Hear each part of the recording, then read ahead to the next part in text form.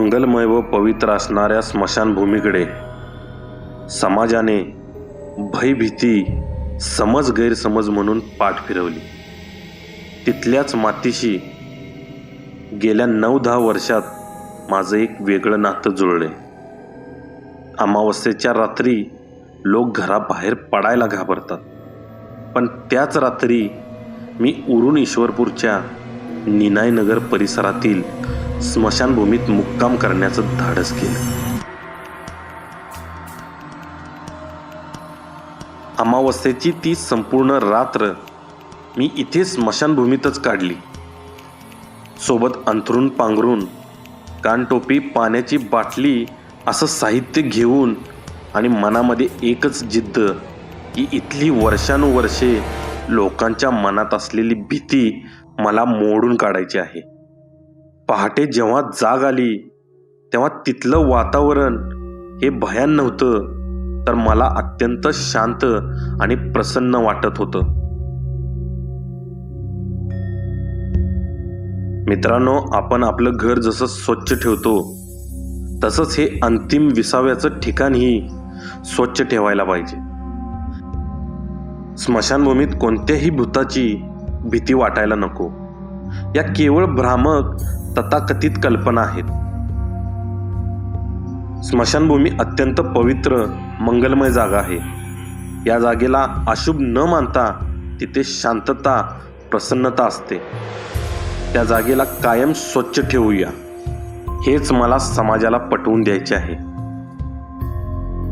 स्मशानभूमीतल्याच पाण्याच्या हौदातील थंड पाण्याने मी आंघोळ केली आणि माझे कपडे तिथेच वाळत घातले. स्मशानभूमी ही मंगलमय व पवित्र जागा असून ती अस्वच्छतेचा, व्यसनांचा आणि कर्मकांडांचा अड्डा नाही. तिचे पवित्र राखणे ही आपली जबाबदारी आहे. ती जागा स्वच्छ, सुंदर असली की भीती आपोआप पळून जाते. मुळात आपल्या सर्वांच्याच आयुष्यातले सर्वात मोठे माणुसकीचे विद्यापीठ हे स्मशानभूमीच आहे.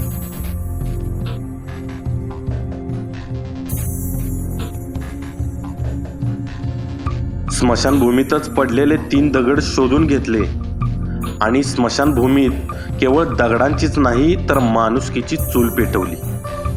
गुळाचा चहा केला, सोबत बिस्किटही खाल्ली. त्या जागी लोक जायला घाबरतात, तिथे मी चहाचा मनस्वी आनंद घेत होतो. हा केवळ चहाच नव्हता, तर तो कर्मकांड, अंधश्रद्धेवर मिळवलेला विजय होता. स्मशानभूमी व अमावस्या या गोष्टी अत्यंत जवळच्या आहेत.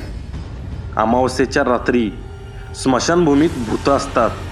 त्यामुळे एखादा उतारा स्मशानभूमीत किंवा त्या परिसरात पांढरा भात, अंडे, जाड कणकीच्या पासून तयार केलेला दामटा, दही, लिंबू ठेवला जातो.